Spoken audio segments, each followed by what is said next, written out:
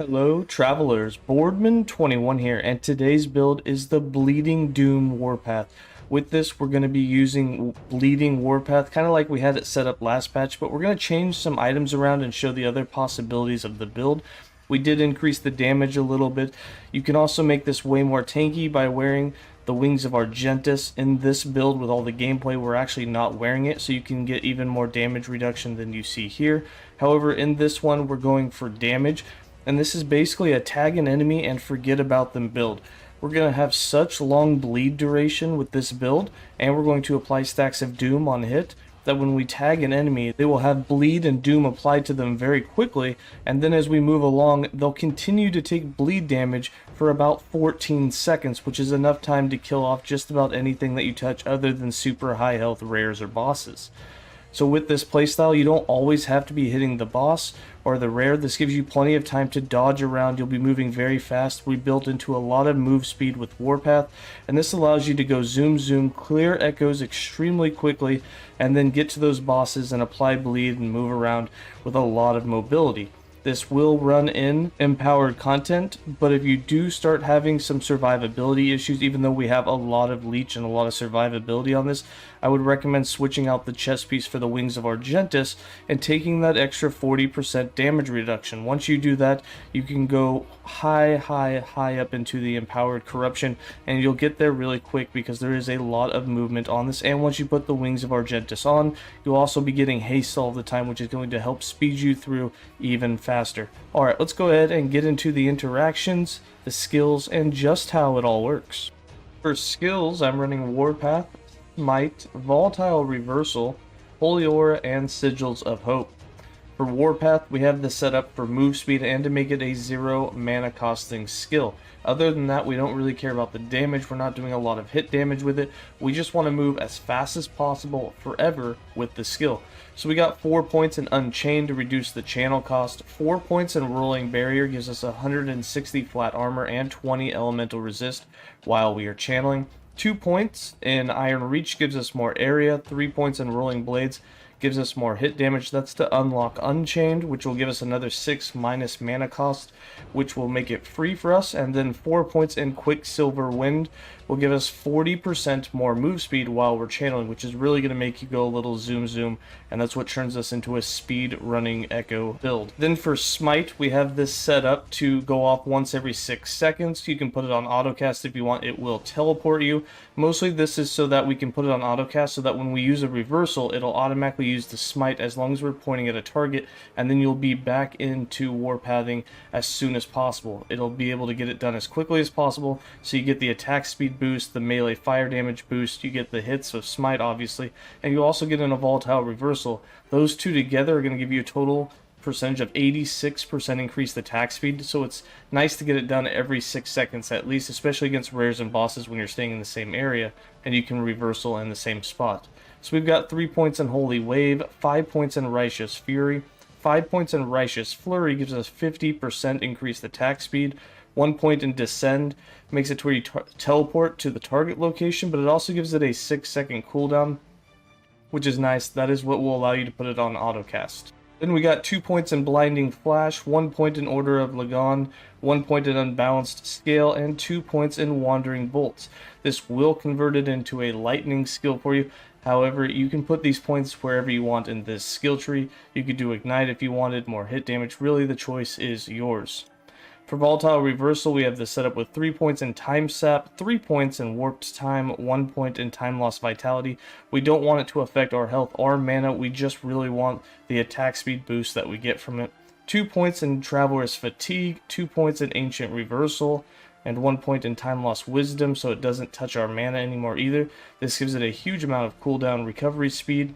1 point in Terminal Void Rift, 2 points in Food for Worms, and 1 point in Volatile Reversal, with the last point in Shifting Power, so that it has a little bit more stun chance. These 2 points and these 3 points are completely up to you to use however you want.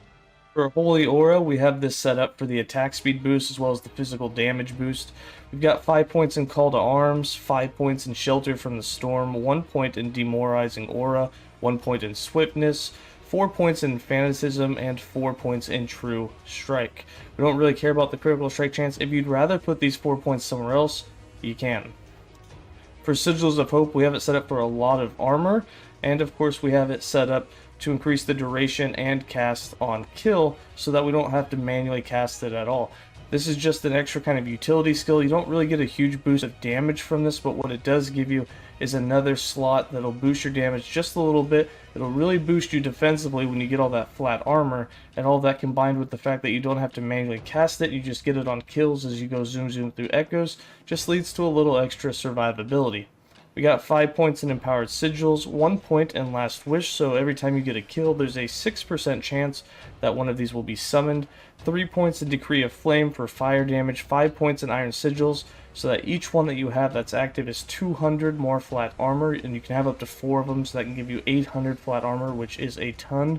5 points in Enduring Hope maximizes on the duration, and 1 point in Tetragram gives you that 4th maximum sigil. For passives, I've got 32 points in the base Sentinel class with 8 points in Juggernaut, 8 points in Fearless, 5 points in Armor Clad, 5 points in Relentless, 1 point in Gladiator, and 5 points in Blade Master. Because we are using a sword and an axe, you really benefit from this node, and it is worth the 5 points. We then have 8 points in the Void Knight with all 8 points in Abyssal Endurance. This was for the Void and the Physical Resist. And then we've got 73 points in the Master Paladin. Also the 8 points in Void Knight, you need at least 5 in there to get Volatile Reversal. For the Paladin, we've got 8 points in Conviction, 8 points in Defiance, 2 points in Valor, 7 points in Holy Symbol, 8 points in Faith Armor, 10 points in Penance, 7 points in Redemption, 12 points in Reverence of Duality, and then 11 points in Rite of Rhea. And this Light of Rhea is going to give you increased fire damage as well as more move speed, which is what's helping us go zoom. Then for items, idols, and blessings. So idols were the biggest things that have changed from the previous bleed build that we had. In the previous bleed build, we had a lot of bleed chance at high health. Obviously, you can only fit 2 of those on, and then it wouldn't really be optimal. So we decided we were going to change it up a bit. There's a lot of different ways that you can set this up. I decided that, one, we were going to change weapons, so we're not even wearing the Undisputed. We changed over to the Eulogy of Blood.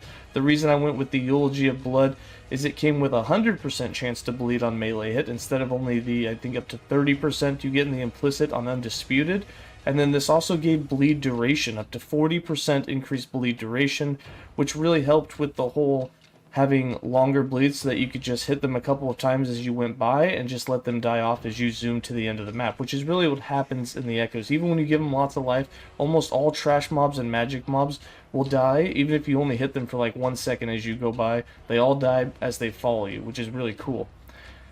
Now, because we can only fit 1x3s, we found the perfect idol, and the idol is going to be increased to bleed duration and increased void damage over time. Now you're asking, why void damage over time? Well, we have the new rings, so we did throw on 2 Siphon of Anguish. You should have plenty of these. They drop every time that you defeat Orbis. Not every time, but just about. These will give you melee damage leached as health, void damage leached as health, increased leech rate, increased movement speed, which is good, and then you have a chance to apply Doom on hit, and of course the increased Doom effect. And with 2 of these, you will be getting some Dooms on the enemy, and now with all that void damage over time, it's actually doing pretty decent damage, especially since we're also stacking damage over time on a lot of our gear. So there's a little bit of synergy there. It doesn't do massive damage, but 4 stacks, up to 4 stacks of that on an enemy, along with all the stacks of bleed, is really good damage that allows you just to kind of finish everything off as you just kind of sweep through really fast.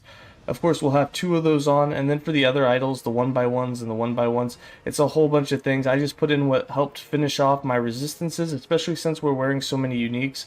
You kind of need a few of these just to finish off your resistances. So I've got a few of those on there. These are not all optimal. Choose the 1x1s and 1x2s that fit your build the best for being able to cap out all of your resistances. If you don't need any resistances, I recommend getting, a lot of armor or health regen. You don't really need too much health regen because we get a lot of leech on this build. And then the 4th relic or unique that we have is a relic, and it's going to be Vladimir's Chalice, which gives us chance to bleed on hit, and then increased bleed duration, as well as 2% of physical damage over time leached as health, and then we gain 20 flat health on kill per stack of bleed on the target, which is a lot of bleeds. So you get a lot of health that way as things die too. That's really beneficial when you kill off a lot of trash mobs. However, it's not super beneficial when you're in boss fights and you really need the health, but there's nothing to kill. And with these uniques, you get 50% bleed duration here. You get another up to 40% here. That's 90% bleed duration. And then on the idols, you can get up to 27% on 4 of them, which can be another 108% bleed duration. So you're looking at almost 200% increased bleed duration. So that 4 seconds of bleed becomes about 12 seconds of bleed, which means when you hit some enemies in the for 1 second, they're going to be bleeding for 12 seconds. There's 12 seconds worth of damage that's going to happen to them. So as long as you just do 1/12 of life of their health and damage in that first 1 second, you can already guarantee that they're going to be dead by the time you leave, which is really cool. And then we also have on the uniques that we've crafted on the chest, we've got increased bleed effect, and we have more increased bleed duration here, as well as on the helm you can get bleed duration. We didn't put it here, but altogether you should be able to get over 200% bleed duration. So again, you'll have that bleed for 12 to 13 seconds, which is really huge. And then of course you could take this off and just put on the wings of Argentus, which isn't really going to lose you much here. You'll lose some health, you'll lose some armor, but again, you'll do a little less bleed damage. You'll still do great bleed damage, but you'll have that 40% extra damage reduction for survivability.